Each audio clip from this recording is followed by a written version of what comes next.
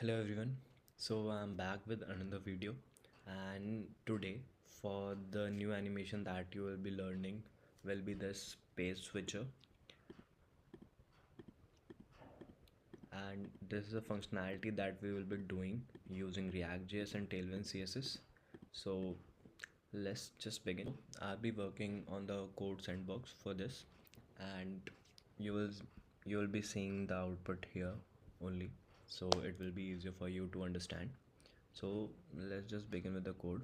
So first of all, what we have to do is to create the data that was shown for different pages that we will be having. So pages, let it be first should be dashboard, second should be let's say settings,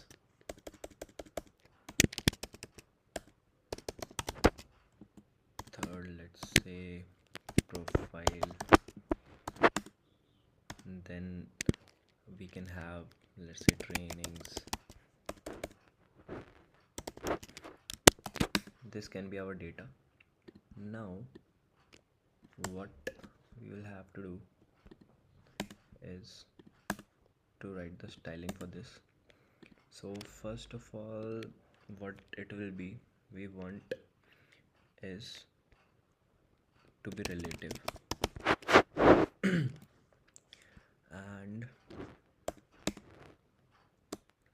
let's just start with the div inside of it, and the styles for this div will be flex and items center for the elements to be in flex direction with row, and it will be vertically center. And after this we will just map through the pages dot map page, let's say index, and here we are, and here it will be a p tag, or you can take div. Here I will just show the page. So as you can see, the pages are shown. So what I want for this to have a padding of y 5 and padding of x to be 6, so they are separated. Let's also take it to be justify center to for it to be visible in the center of the page. Then what we want is to have a state to just switch between the pages where we click on it. So we will name it current page index, set current page index. Initially it will be 0. And as this styling will be based on the selected page, so we will have to write like this. And here let's say when it's selected, current index is equal to, then we will have some style, and if it's not selected, then we will have some styles. Okay, now if it's selected, we want our font to be of we want our font to be bold. If it's selected, as you can see, it's selected and it's bold. And if it's not, it should be of light, font light. Now the stylings have changed. Also, what we want is the color of the text to be text gray 800. So this is styling that we want. Now what we'll have to create is the upper bar that we had, the upper bar that will be moving on the click of each of the pages. So it will be a div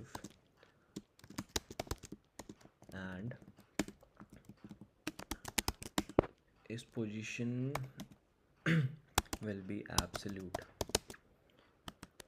top 0 because we want it to be at the 0th position of each of the pages, and let's say its height is 1 and the background color of it is 400 and it should be rounded at the bottom to be medium.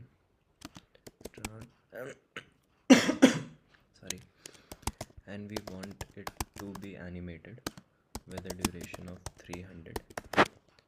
So that's what we have right now.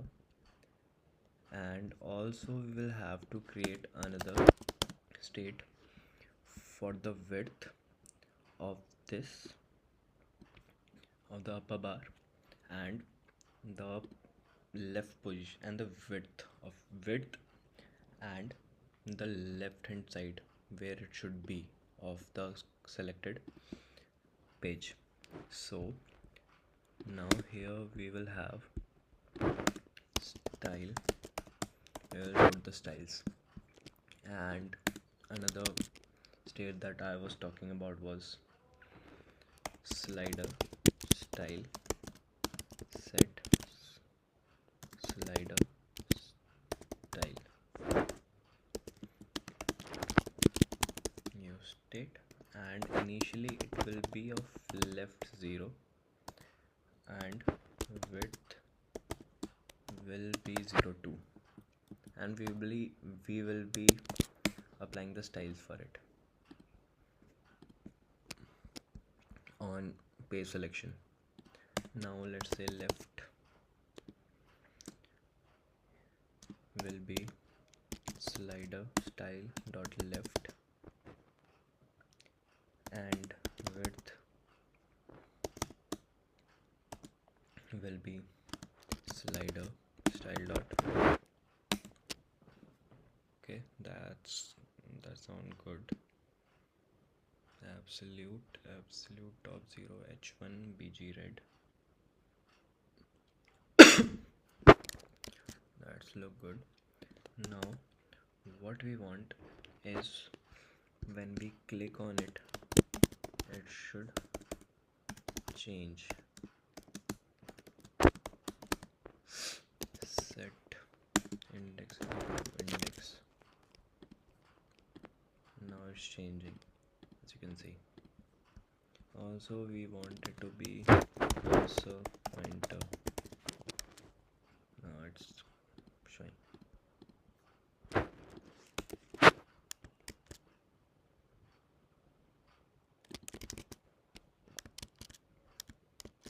Okay.